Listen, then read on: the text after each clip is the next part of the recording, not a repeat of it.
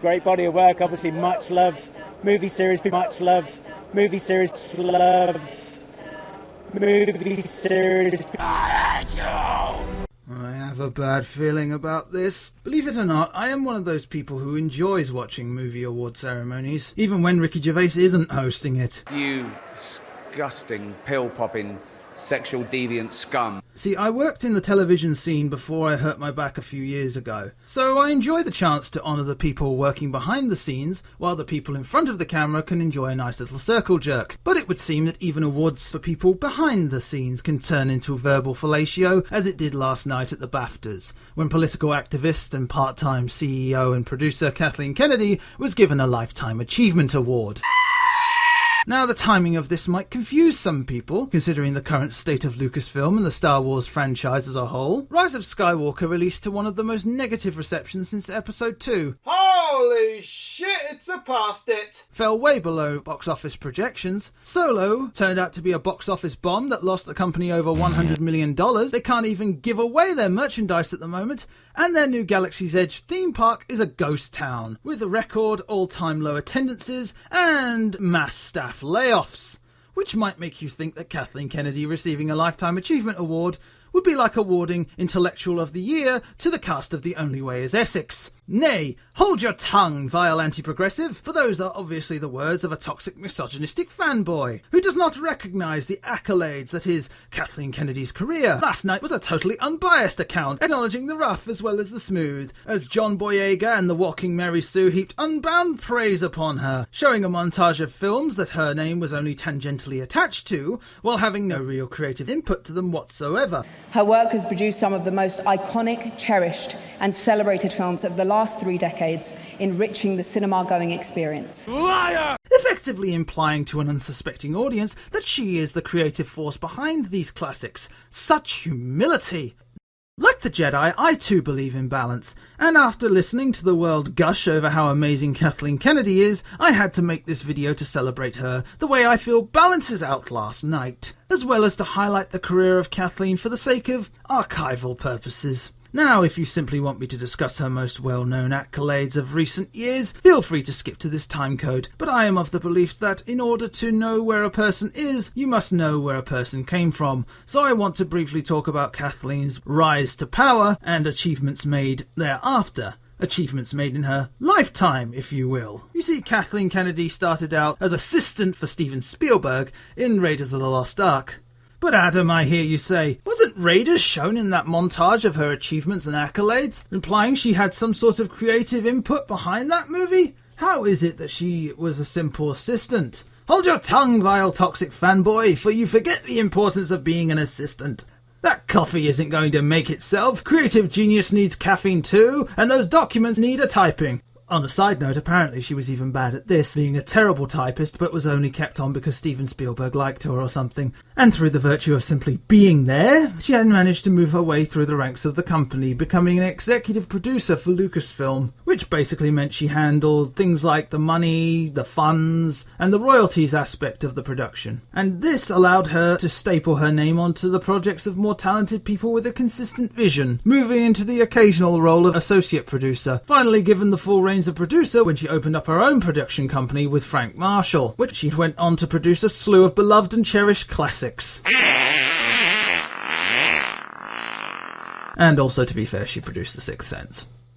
Why does my mind wander to the old adage of a broken clock?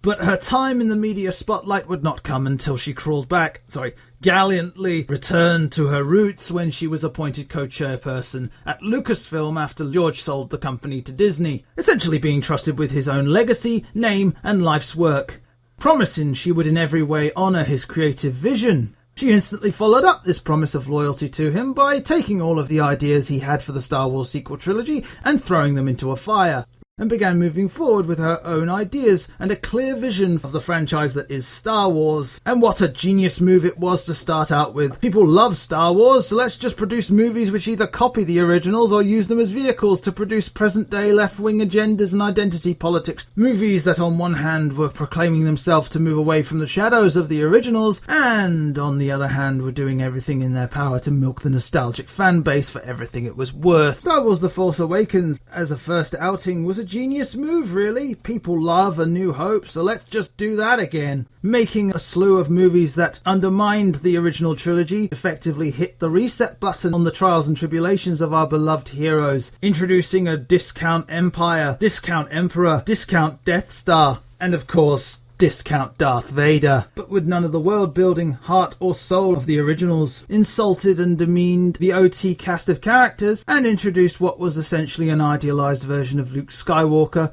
but with none of his flaws or depth. Not to mention blowing the one and only chance we will ever have of reuniting our three heroes on the screen together for one final time, using OT characters as nothing but stepping stones for our new protagonist to elevate herself above, culminating in the character assassination of Luke Skywalker, taking the once noble, ever-optimistic, brave hero whose undying devotion to all that is good was only ever matched by his loyalty to his friends and family, and turning him into a bitter, cantankerous coward who runs away from his responsibilities and abandons his loved ones, showing us how much better her character is above the ones we grew up with. Not to mention resurrecting Emperor Palpatine in Episode 9, completely undermining the climax of Return of the Jedi and ripping the sacrifice, redemption and victory of Anakin Skywalker right out of his hands and placing them into the palms of an undeserving Rey. How could you not celebrate her vision of destroying beloved characters and stories just so she could elevate her own and push her own agendas? Her ability to handle Star Wars was only matched by her leadership qualities as the head of Lucasfilm and her demonstration during the fallout of The Last Jedi. By retreating from the public eye, refusing to do any interviews on the negative backlash, and dismissing any and all constructive critical feedback as the whinings of toxic, misogynistic male fanboys. Not to mention the hiring and firing of creative directors who did not share her vision, and the employment of people who on social media would attack, belittle and humiliate anyone who disagreed with their opinion, and then claim harassment and sexism when those people fired back. As well as staffing her story division with a range of left-wing politically motivated people who shared her ideals for forcing progressive politics into a franchise that it had no place in. This led to the alienation of its fan base, resulted in the financial loss of over $100 million on Solo: A Star Wars Story, and saw a diminished return for what was meant to be the epic final conclusion of the Disney Star Wars trilogy. So of course, now is the time to celebrate her accomplishments and accolades, for this is the hill that the woman stands upon, riding the coattails of other people's successes with one hand while effectively choking them to death with the other. For what her achievement stands for right now is for sinking the supposedly unsinkable ship that was the Star Wars franchise, massive internal mismanagement of Lucasfilm, alienation of the Star Wars fan base, and a penchant for dismissing constructive criticism as sexist, racist, or bigoted toxic fans.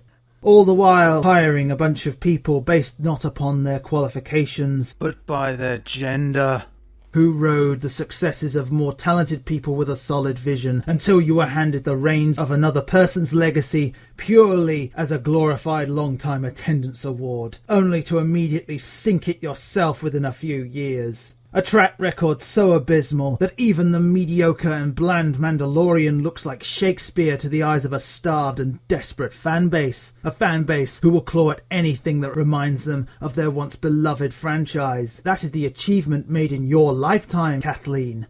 A burning husk of which you plant your flag. And I, for one, will raise a glass to your achievements, the same way I would raise a glass at a funeral wake. Because your achievement is nothing but the 3 Ds: death, destruction, and devastation. A dead horse that I will never stop kicking as long as your name is attached to Lucasfilm. Congratulations, Kathleen Kennedy, for you are the anti-Midas of the Star Wars franchise, because every golden element that you lay your grubby fingers upon instantly turns to garbage. I hope you're proud of everything you've achieved, Kathleen. But then again, what do I know? I'm just a toxic male fanboy, right?